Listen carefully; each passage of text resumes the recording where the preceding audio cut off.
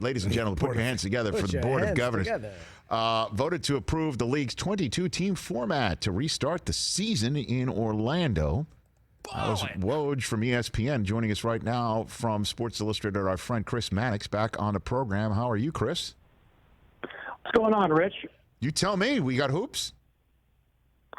Yeah, it was a near unanimous vote from, I'm just sort of getting some of these texts in real time. Portland, I guess, was the only team to vote against. I'm not exactly sure why. They're getting into this postseason scrum of a 22-team restart. So yeah, I mean they've got a format right now. I don't think they've crossed all the hurdles yet.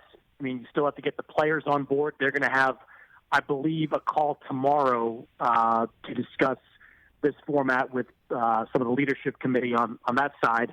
And, of course, we have heard publicly nothing, and teams I've talked to have heard very little about what the safety protocols are going to be. So it's certainly a significant day for the NBA, but the work isn't done yet. Okay, so maybe Portland's more of a universal as opposed to a Disney. Maybe maybe that one. Maybe that's the theme park they want. That's a head scratcher, man. Because you're right. I mean, isn't that what Damian Lillard basically said? Is I don't want to come if I don't have a shot at the playoffs by just playing out the string. And the way that the methods that they approved did in fact put Portland as if a season ended today, which is a phrase I've been missing using. They would be in that play-in format for the 8th and final playoff spot. Chris? Yeah, I mean that they're getting pretty much everything they could have asked for in this situation. I mean, now, like I said, it just happened as I came on here, so I'm trying to find out in the next hour or so. But it's interesting. That's true. Maybe there's more to it. With I mean, there are a lot of teams out there, Rich, that wanted more than just kind of 8 regular season games. They'd like to have found a way to get to 82 to fulfill some television commitments and really make up some of the money that they've lost along the way. So maybe that has something to do with it. But again, Portland's owned by, the Allen family, which is among the richest in the world. So I mean, there's not a lot that makes sense on the surface. Chris Mannix here on the Rich Eisen Show. So based on your thoughts reporting what you're hearing, they only voted on a format and a return, and safety protocols, health and safety protocols are still being worked on right now? Well, health and safety protocols have to be negotiated directly with the union. Like you can't sort of unilaterally make that type of decision. So I'm sure they've got protocols they want to go through, but the particulars of them, at least as of 20 minutes ago when I was texting with 2 general managers, are still very much unknown to a lot of people that are out there. So we'll have to see how it's all going to come together. I mean, players have resisted the idea of being too isolated in that spot. And the NBA's pushed back some by saying, look, there's only so many people we can bring into this campus or bubble, whatever you want to call it, before the risk, becomes so prohibitive. So there certainly is some needle threading to do in a situation like that. Chris Mannix here on the Rich Eisen Show. And let's get into it. How does the schedule get made up of those 8 regular season games, best you can tell here, Chris? It's easy in the Eastern Conference when there's 9 teams, everybody plays each other once. But in the West, I mean, wouldn't you say it would be an unbalanced schedule? Certainly if one team doesn't play the Lakers at all and somebody might have to actually play them twice. Do you think? From what I've been told, and again, this is all very much a work. I don't know this to be true just yet. But what I've been told, one of the plans that was talked about was to go by your existing schedule, right? So if you're Portland and you got your season postponed on X date, whoever you were supposed to play next, you play next. Now, if that team doesn't exist in the current NBA landscape, you go to the next one. And since they're all going to be located in one location, you can do that pretty easily. So that seems like a logical way to do it, to just continue with your season as it was going to progress anyway. So if you're, and going into this, going into the work stoppage, Memphis was faced with a pretty tough schedule. I don't have it in front of me, but I know their schedule is one of the tougher ones down the stretch, so they may still have to face those tough teams, whereas some of these other teams that are behind him, the 3 teams that are 3.5 games back, they will maybe have an easier way to go. And I saw, single elimination, double elimination conversation about playing. What does that mean? So it would just be single elimination if it's multiple teams, and then when it finally comes down to who makes the 8th and final playoff spot, best 2 or 3, kind of? Is that what it would be like? I'm trying to read into that. There's some kind of, and I'm not sure all the machinations at this point of what was actually approved, but there's some kind of provisions in there for a play-in game if the 9 seed is within a certain amount of games for the 8 seed. And look, that's a useful tool to have because, if you're going to reduce the number of games left in the schedule from like, I think it was 16 for a lot of teams down to 8, you're going to have to create some wiggle room there. So I think it's something if say like the Blazers finish within 2 or 3 games of Memphis for that last spot, it won't just be Memphis gets it.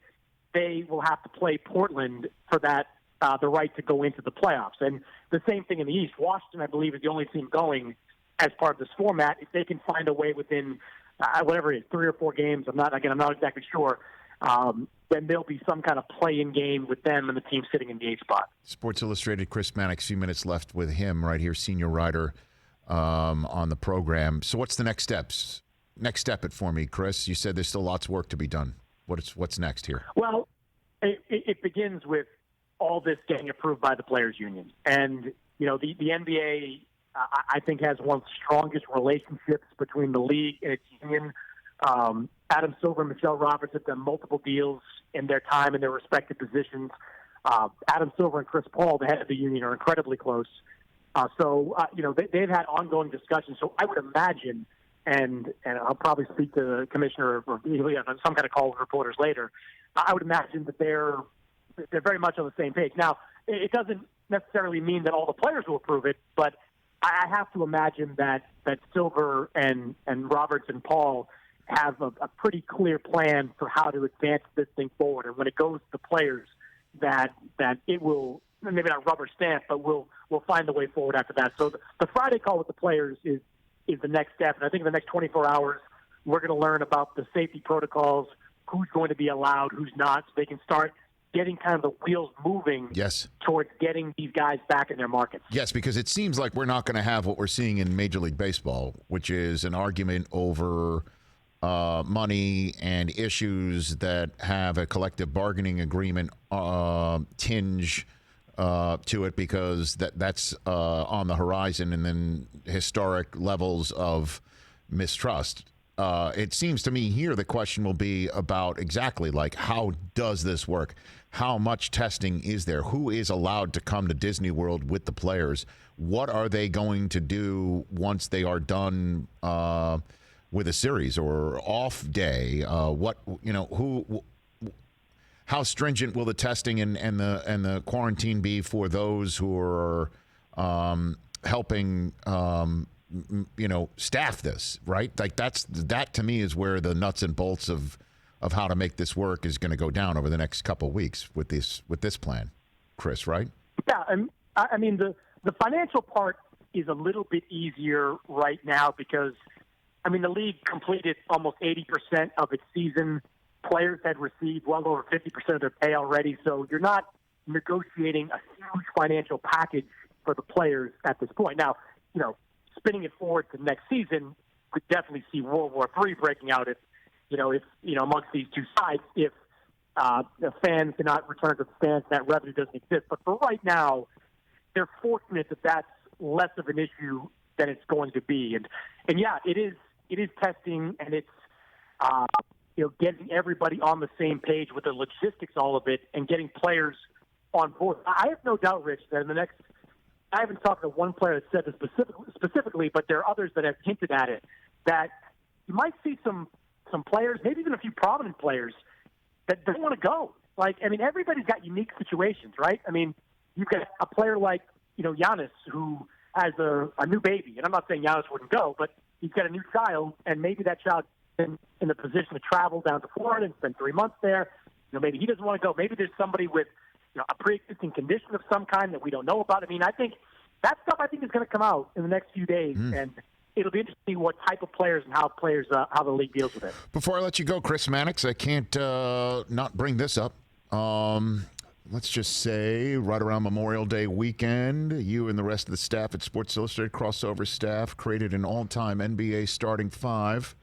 I will read yours out. 2 guards, 2 forwards, a center, and a 6th man. Did you hear about this, Christopher Brockman? Did you hear about this one from Christopher Mannix? I've heard about it. All right, the guards, backcourt, Steph Curry, James Harden. They're very good. Your front court, Larry Bird and LeBron James around center, Tim Duncan, 6th man, Scottie Pippen.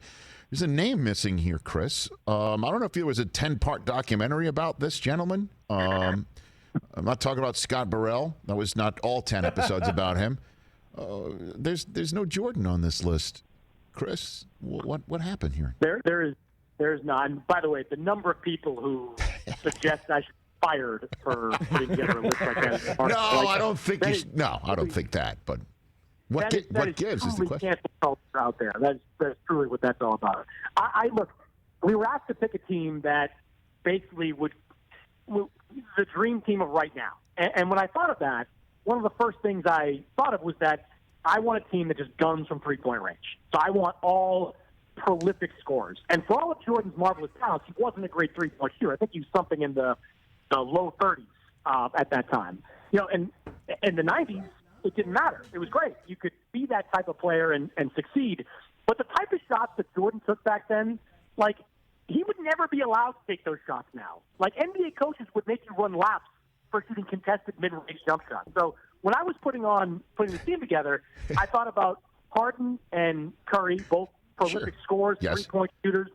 Give me them. And the 6th man, Rich, I want the versatile, defensive-minded playmaker who's used to being a second banana. And Scottie Pippen, to me, epitomizes that. See, now here's a problem. Part of your problem, Chris, is 2 guys who love the NBA, and Chris Brockman and my social media grandmaster, TJ Jefferson, who might be interested in your response, heard none of it because they were too busy arguing with each other about it. So that's honestly, I'm trying to listen to you, and peripherally, I'm seeing 2 of my guys just bark at each other. I don't even know what they're saying because I'm trying to pay attention to you. That's what happens when you leave Jordan off your list, Chris. I know it's blasphemy to some people, but I want the team that wins games by scoring 130 points, and I think I put together that type of team. I put together a team of gunners, and with Pippen coming off the bench as the defensive stopper and playmaker, I'm comfortable with my group going forward. Yeah, you said you're like Coach Dale. Your team's on the floor as everybody's howling at you. It's like the episode that scene from Hoosiers. They're all howling at you. And you're like, my team's on the floor. That's what you're saying. Hey, you ask Daryl Morey. Daryl Morey will tell you that James Harden's a better offensive player than Michael Jordan. So I'm going to be backstopped by the GM of the Rockets on this one. TJ is literally off to the side. He cannot handle any of this. Yeah, I was defending your reasoning to TJ. That's what we were going back and forth here. Handle it. He can't handle it. All right. Before I let Chris go, because I know you got stuff to do and track down the story. Ask the poll question. We have not unveiled the poll question on NBCSN during the hours yet. Go for today. Go for it. Would Mannix's team beat the Bulls? No, just kidding. It's the Wrath of Khan anniversary, the release of Star Trek II in 1982. So we went best movie sequel: Wrath of Khan, Godfather 2, Empire Strikes Back, Terminator 2. What do you think? Oh, man. Godfather 2. I'm going with Godfather 2. Good options all the way around. I'd almost feel better arguing about worst sequel, because I can have a better conversation about that. The worst sequel? Caddyshack 2. Speed 2 is number one. Speed 2. Speed 2. I forgot about that. They did that. I did. You did not. Thanks for the call. Thanks very much. Chris Mannix. Thanks, Chris. You take care. We'll chat soon, hopefully with more information as conditions warrant, with an actual return of basketball. That would be great. You got it, Rich. You got it. That's Chris Mannix. Hey, you watched all the way to the end. Thanks for that. Watch more right here.